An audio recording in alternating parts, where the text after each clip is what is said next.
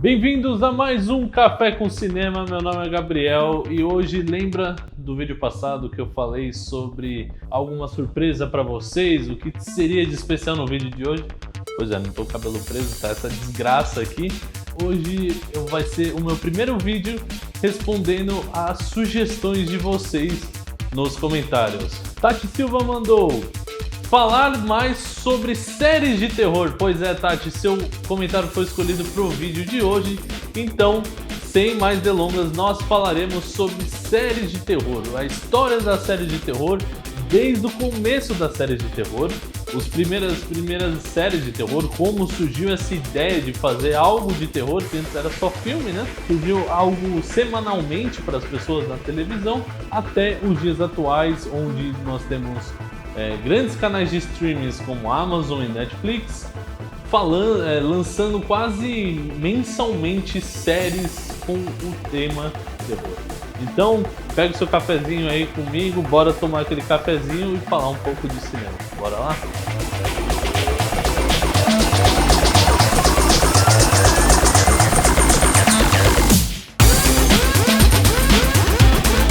Bom, nós falamos no vídeo anterior, no meu primeiro vídeo do canal, se você não lembra, tá o card aqui em cima. Falamos sobre o cinema, como surgiu o cinema de terror, né? Falamos sobre o Nosferatu, o Drácula, lobisomens e tudo mais. E as séries de terror? Quando ficou popular séries de terror?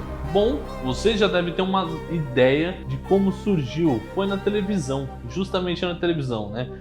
O formato de série, ele é um pouco diferente do formato de filme, porque é algo que tem que preencher semanalmente, né, a programação da televisão para a pessoa que está assistindo, para o espectador, né? Então, não é algo que igual um filme que vai acabar no dia. Você ligou, assistiu no dia, vai acabar a história ali. A série não, ela tem já um formato de roteiro todo diferente, né? Ela tem que te prender, sempre trazer curiosidades e aguçar a sua curiosidade em querer saber mais.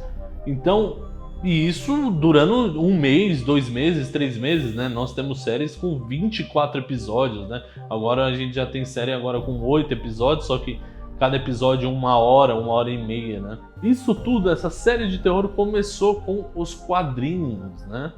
Quadrinhos de terror eram lançados juntamente com quadrinhos de heróis, né, que a gente conhece como Marvel e DC Comics. Então os quadrinhos de terror eles eram lançados. Os mais famosos nós temos aí o Tales of Crypty, ou seja, Contos da Cripta. Você já deve estar pensando, Gabriel, eu sei onde você quer chegar com isso aí. Contos da Cripta, ela vira uma série lá nos anos 80, mas a gente vai chegar lá, calma aí, a gente vai chegar lá. Bebe um cafezinho, relaxa.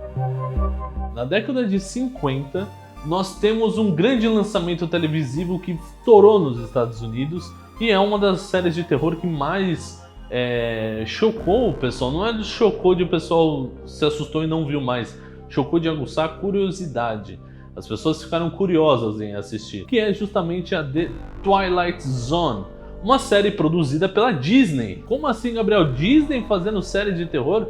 Sim, a Disney produziu essa série lá na década de 50, ela teve, eu acredito, umas 5 temporadas, só que não era um terror como... Lembra que eu tinha comentado para você no primeiro vídeo que o terror nessa época ainda era muito monstro, tinha os monstros e tudo mais? Então, a Disney tentou fugir um pouco disso. Eles falam que essa Twilight Zone, essa zona nova, é uma nova dimensão onde coisas extraordinárias acontecem. Como assim, Gabriel, coisas extraordinárias? Por exemplo, aliens, ETs, coisas sobrenaturais mesmo, mas não tão envolvido com espírito, histórias humanamente absurdas que aconteceram.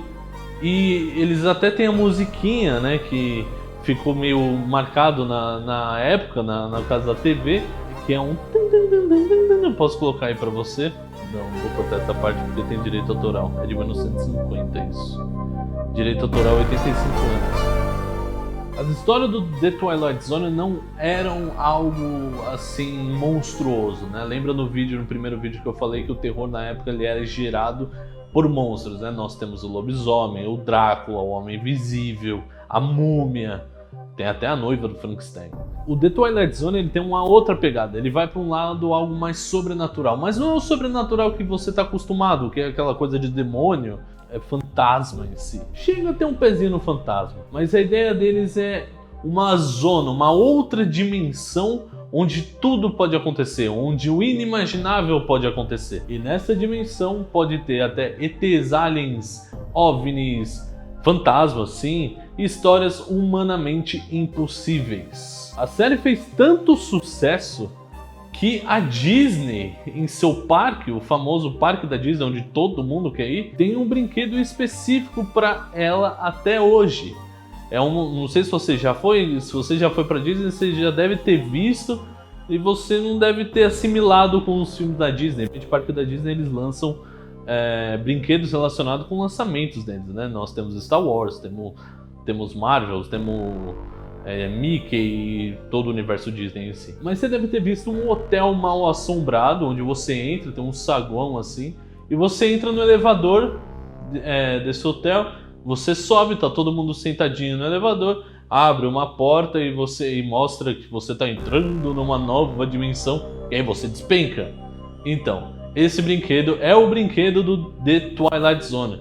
Se você não sabe, pesquisa aí no YouTube, eu vou deixar no vídeo relacionado aqui no comentário para vocês darem uma olhada como que é esse brinquedo. Antes da gente continuar, não esqueça de deixar o seu like aqui, ativar o sininho para ter mais notificações, compartilhe e comente, dê novas sugestões, assim como eu tô fazendo esse vídeo pra Tati e para vocês, claro, eu posso responder uma sugestão sua e fazer um vídeo sobre algo que você sugeriu. Twilight Zone foi um sucesso, expandiu. E lembra que eu comentei sobre Contos da Cripta, que era uma série de quadrinhos que estourou e todo mundo começou a comprar e ler os quadrinhos em 1933 até 1950? Pois é, na década de 80 resolvem fazer os Contos da Cripta do cinema, da televisão hollywoodiana, né? Você já deve ter visto um senhorzinho meio magrelinho, com poucos cabelos, parece até um cadáver, para falar a verdade. Ele não é um esqueleto, ele tem carne e tal, e ele fala todo magrelinho, é meio como se fosse um boneco, e ele conta histórias assustadoras sobre o que aconteceu, geralmente envolvendo morte ou casos surreais do que possa acontecer, não muito envolvendo possessões demoníacas, né? Possessão demoníaca, a gente lembra que ele chega com um exorcista, né? E isso já tá na época em si do Contos da Cripta, mas ele não vai tão pra TV, porque é algo que choca, né? Até hoje é difícil tratar esse assunto. E a televisão quer te manter você lá toda semana, quase todo dia, você assistindo. E se algo vai te chocar, eles não vão colocar todo dia aquilo, né? Então eles tentaram evitar com isso, ir para esse lado. Na televisão brasileira, nós tivemos, lógico, passaram Contos da Cripta, acredito que na Bandeirantes passava. Mas nós temos um ser maravilhoso, eu sou muito fã dele. Infelizmente ele já faleceu, mas é uma pessoa incrível para o cinema brasileiro, para a televisão brasileira, que é o Zé do Caixão. Zé do Caixão costumava lançar filmes e fazer curtas-metragens, vídeos para a televisão de terror, né? E era sempre algo muito grotesco, algo que te incomodava, né? Porque as pessoas hoje em dia falam, mas não gosto de terror porque me incomoda. É claro, a ideia do terror é essa. Se algo do terror te incomodou, ele conseguiu cumprir a ideia. Um filme de terror ou uma série de terror não boa é quando você assiste e tá lá suave, assim. Agora, se você se sente minimamente perturbado, incomodado, essa é a ideia do terror. Daí você fala, nossa, mas que gênero horroroso para se tratar, pra que perturbar as pessoas? A ideia do terror é a romantização da vida. Então ele faz tudo para te mostrar que a vida é boa. E que aquele medo que ele tá passando não é um medo seu, é um medo do personagem. Então você acaba de assistir um filme de terror, nossa senhora, que horroroso que aconteceu, ainda bem que estou vivo. É diferente de um filme de ação. Assiste um filme de ação, por exemplo, guerra, atirando em todo mundo, morre um ali, morreu, outro ali, morreu. O terror não, cada morte é sofrida, é dolorosa. E você vê isso, você sente isso, você se perturba com isso. Lógico que eu tô falando de terrores bons, né? Tem uns terrores que são bem trecheira, eu posso comentar sobre isso, eu posso fazer um vídeo falando sobre terror trash. Aí você pensa, Gabriel, quando as séries de terror ficaram tão famosas, né, nos dias atuais? Primeiro, pra gente chegar nisso, a gente tem que entender quando as séries ficaram famosas. O que aconteceu para as séries ficarem famosas, né? Famosa que eu digo é muito mais comum hoje em dia você assistir uma série do que assistir um filme. O que aconteceu para isso acontecer, né? Voltando não longe, mas lá nos anos 2000, quem lembra das famosas blockbusters? Tinha uma perto de casa blockbuster que eu ia todo final de semana, alugava 3 filmes para passar o final de semana assistindo interior, que 3 era quando eu esbanjava, quando eu tava ostentando, que era caro, não era barato não. Às vezes era um filme o final de semana inteiro. Eu lembro quando eu assisti o primeiro Harry Potter, eu aluguei ele e assisti assim, final de semana várias vezes. Sei lá, eu chuto umas 8 vezes o final de semana inteiro. As blockbusters, né, teve esse costume, videolocadoras, né, teve esse costume de ir lá alugar um filminho para assistir. Mas aí lá em 2000 começou a surgir uma empresa que está na casa de quase todo mundo hoje em dia, a Netflix. A Netflix, ela veio com a ideia de você alugar, devolver e pegar de volta qualquer filme que você queria, desde que você pagasse uma taxa mensalmente para eles. No começo não começou a ir tão bem, né? Não é à toa que a Netflix foi oferecida à Blockbuster para ser comprada pela Blockbuster lá no começo dos anos 2000. A Blockbuster, claro, fez o quê? Recusou. Blockbuster recusou a compra da Netflix e com isso a gente sabe a moral da história, né? Quem cresceu e quem, né, se deu mal. Hoje a Blockbuster, acredito, só tem uma loja aberta no mundo e é nos Estados Unidos. Netflix está na casa de praticamente todos os habitantes do mundo. Tá, Gabriel, o que isso tem a ver? Vamos lá. Você lembra de uma série que passava na Globo? Na Globo, acredito. Na Globo, eu assistia na Globo. Passava depois do Jornal da Noite ainda, era tipo de madrugada. Chamada Lost. Ela é de 2004 e foi até 2010. Eu adorava essa série. Só que como eu não gostava muito de assistir na televisão, o que eu fazia? Eu ia onde eu alugava DVDs e, consequentemente, vendia filmes também, que era a Blockbuster. E foi lá que eu comecei a esperar e mensalmente, mensalmente não, a cada um semestre.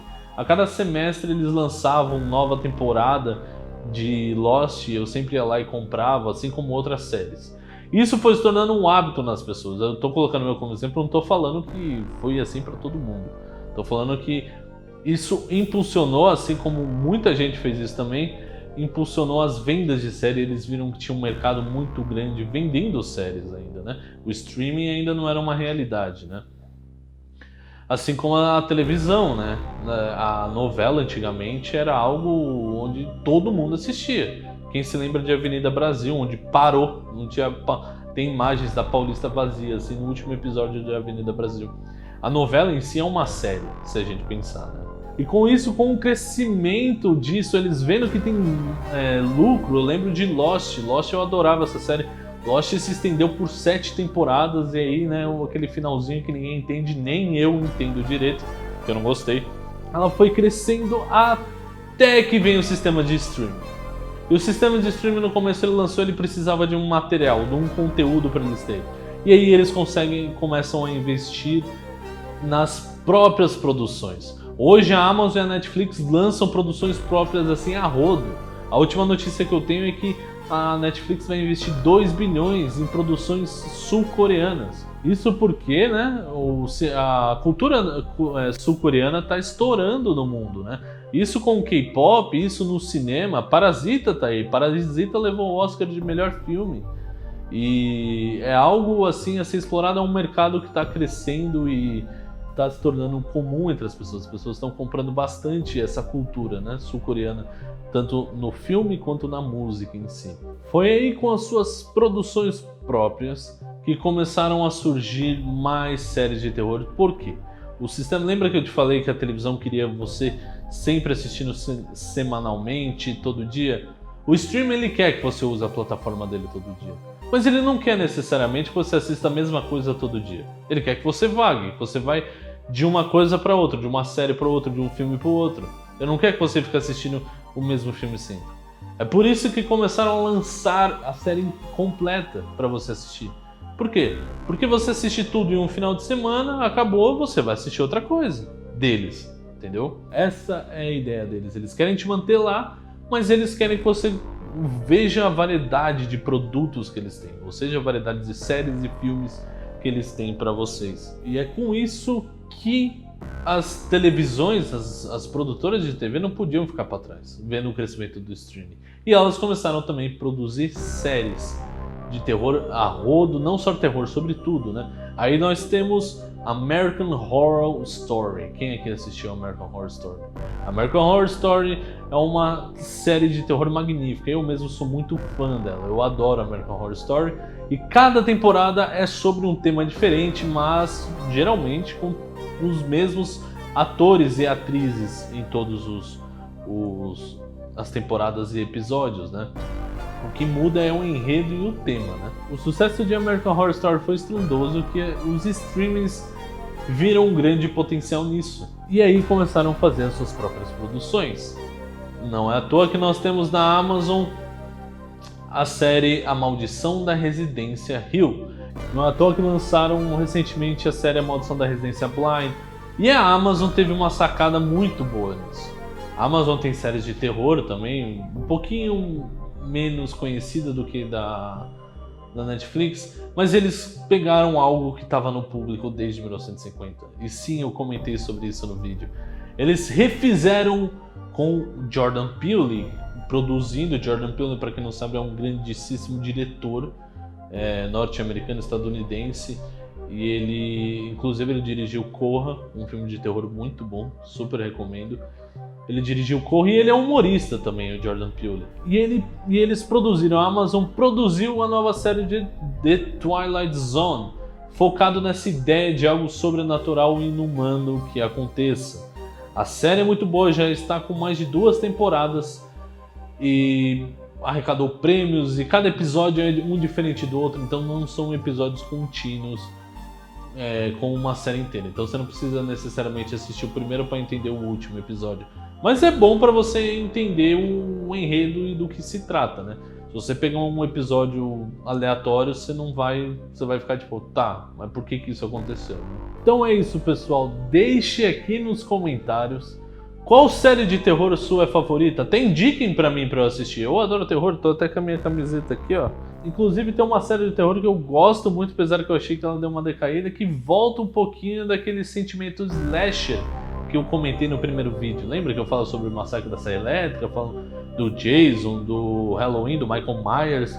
É uma série que chama Scream, da Netflix. Assim como também tem uma série da Netflix também chamada Slasher, que cada temporada é um assassino diferente. Lembrando, sempre voltados a esses monstros, né? Que é um monstro maior, um assassino em que as pessoas não conseguem pegar e fogem dele. A minha camiseta aqui é uma homenagem a eles, que eu gosto tanto. Então comentem, deixe o seu like, porque isso ajuda muito o nosso canal a trazer mais conteúdos para vocês, trazer mais assunto. Ative o sininho para receber, sempre quando lançar vídeo, vocês receberem notificação sobre vídeo novo. Compartilhem com os amigos e é isso aí, pessoal. Muito obrigado. Um cafezinho de cinema sempre ajuda, né? E ainda mais um cafezinho puro aqui. Até mais.